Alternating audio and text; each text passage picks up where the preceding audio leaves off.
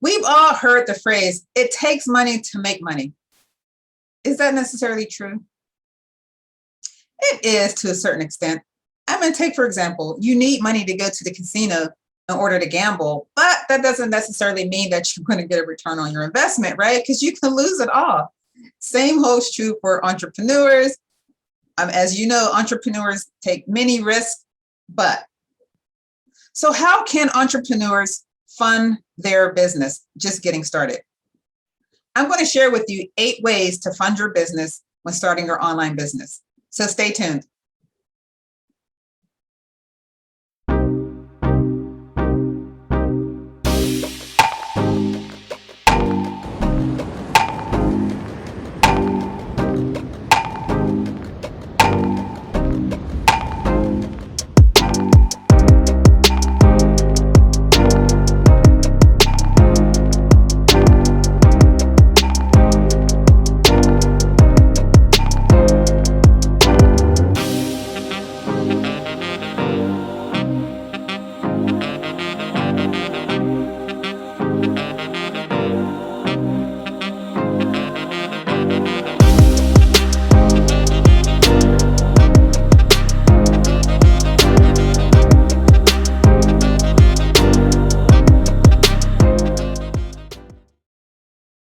Hi, I'm Tamira Wilson, and I help faith-based entrepreneurs turn their gifts, passions, and expertise into a thriving business online, utilizing digital products, digital marketing, and technology while remaining healthy and productive. So as I stated, I want to share with you 8 ways to fund your business just getting started as an entrepreneur. Number 1, bootstrapping. Starting off, you got to find ways to fund your business. So one way you can do it is by doing bootstrapping, which means you can do a little bit of freelance work, such as graphic designing. You can teach a workshop or a boot camp. And with those funds, you can reinvest it back into your business. Or you can sell products on eBay and Amazon. I did both, and I did very well with it. And it was fun. But as an entrepreneur, you kind of move on to other things. And then you find what business model that you like best. Is there anything that I haven't done? I can't think of anything. I'm always learning and trying different stuff. Number 2, bank loans or lines of credit. You may be thinking, what bank is going to loan money to me? My credit score is horrible. My credit is horrible, and I don't think any banks will loan to me. But guess what? Surprisingly, there are a lot of banks that will be so quick to give out loans to first-time business owners, especially if you can convince them of your brilliant idea and confidently show your passion for it. Now, this is a great way to fund your business. And the only downside is that it may take a little bit longer to process and get the funds that you need to get started with your business. Third way, friends and family, the good old friends and family. I know some of you are like, oh, I dread asking my friends and family. They didn't support me. They didn't buy anything when I did my last business venture, when I was trying to sell Amazon, when I was trying to sell Mary Kay, or when I was trying to sell Avon, or when I was trying to sell filters, or whatever your case may be, paintings, whatever. And it's like your family and friends are probably dodging you. But anyway, surprisingly, research showed that your friends and family was the number 1 resource that entrepreneurs use in starting up their business. Now, this is a great approach, and it's a quick approach, but the downside is it can put a strain on your relationships with your friends and family, because if you get in a situation and your friend, they're already coming to you for money, so that means that they're struggling financially, right? So there might come a time where they say they're going to pay you back and they don't. So you don't want to, damper or put a strain on your relationship. But your friends and your family, they do love you. Your mom loves you, your father loves you, your brother, your siblings, even your friends. but sometimes you don't want to ask them, but they are there for you. I mean, I would highly recommend just ask them. You won't know unless you try, right? You won't know unless you try. But if you choose to take that route, you may want to explore different web-based loan organization companies. What they do is they handle the whole processing between the lender and the borrower. You, the borrower, and your friends and family as the lender, and they can set up the payment arrangements and so forth. That way you can ensure your family and friends will get paid and they'll feel more comfortable supporting you financially. And some of the places that you can go for this is prosper.com and lendingclub.com. The fourth way is through credit card cash advances. Who hasn't done that? I'm sure we've all done that. If we were in a bind, in a jam at some point, and sometimes it's like, hey, I got cash. Well, technically you don't have cash, but you have access to cash on your credit card, and you request a cash advance. Now, the benefit of that is that you will get your money faster than a traditional bank loan. However, you got to be careful because once that grace period is over, that interest rate is going to increase tremendously.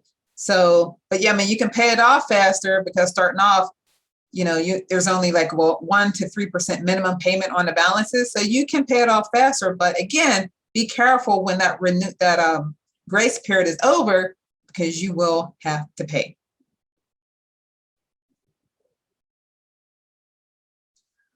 Fourth way is with credit card cash advances. Who hasn't done that? I haven't. No, yes, I have.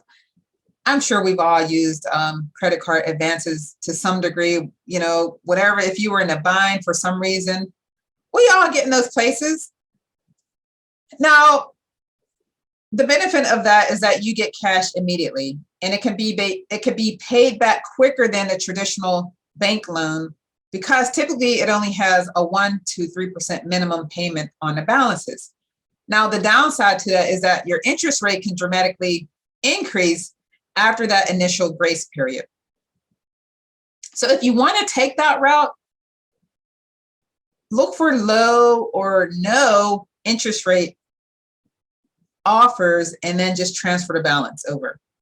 But if you have no intentions on paying that back quickly within that 12-month period, I would highly recommend not even using that method because it could turn around and bite you.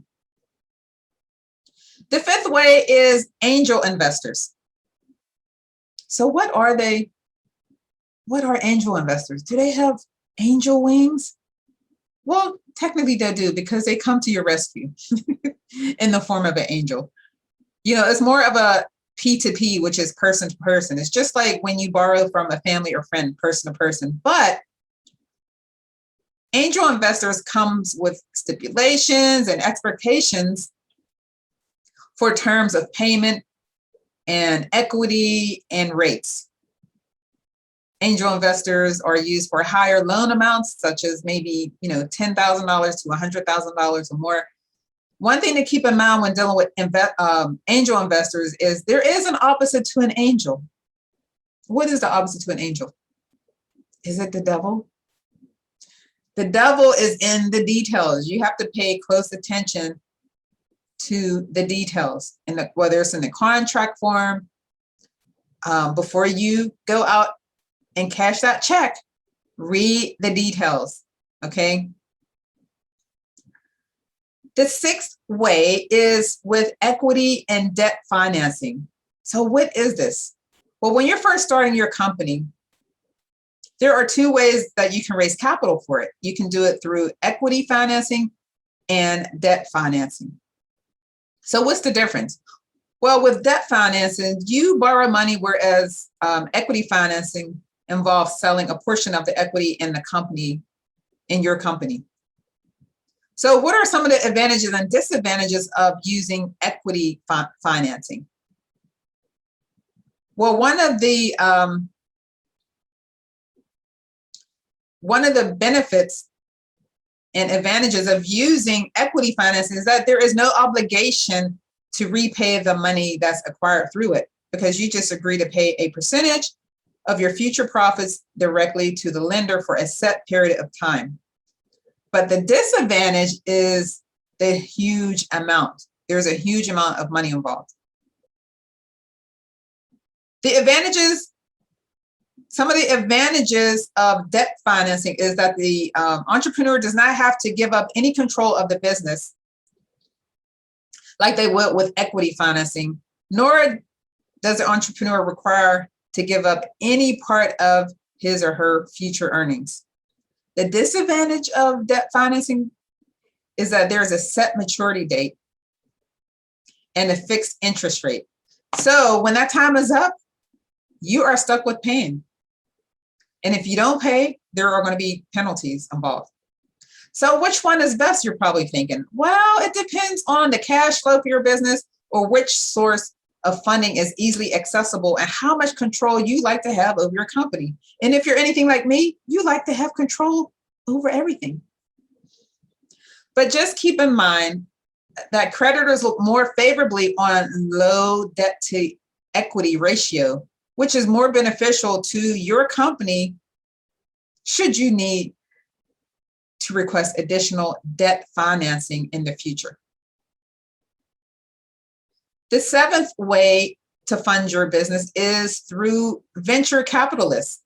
So what are venture capitalists? Well, they're known as venture capitalists, of course, and they're also known as godfather of investors. Why? Because they hang out in the trenches all day long. This is what they do. They invest in good companies, and they can spot good companies that will make a lot of money for everyone involved. So how do you get noticed for these venture capitalists? Well, to get noticed, you must have a tight business plan that carefully explains your strategies and your current success and your long-term plans.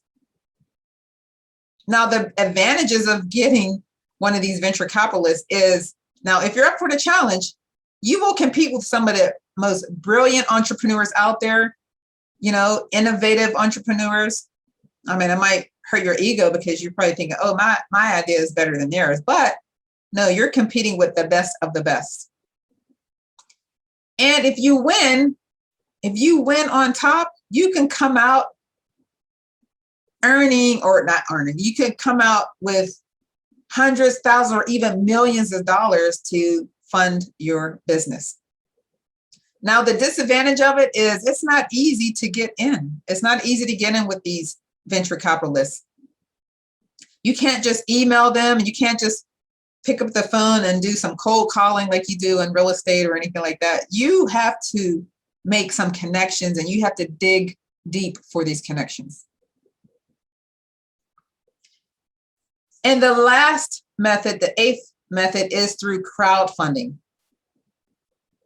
There are a lot of crowdfunding platforms out there. I'm sure you've heard of two. One is Kickstarter, and the other one is GoFundMe. These are primarily for individuals who are just getting started. A lot of filmmakers use these two platforms to fund their film. Startup businesses, solo entrepreneurs, they use both of these platforms. And it's easy to use. Basically, you just make an account and you tell them what your objective is, what your goals are. And you set a goal for the amount that you want to raise, whether it's $200, $1,000, or $2,000. And the benefit of this is you don't have to pay anyone back because it's not a loan. Now, those are just two of the common ones, but I want to share with you 5 other ones that maybe you're not familiar with. One is called Indiegogo. Now, this platform is considered the best overall crowdfunding platform. The second one is Send Invest, and this is best for startups as well. Mighty Cause is best for nonprofits. Start Engine is best for investing. And Patreon, I'm sure you probably heard of them by now. Those are more for creative professionals.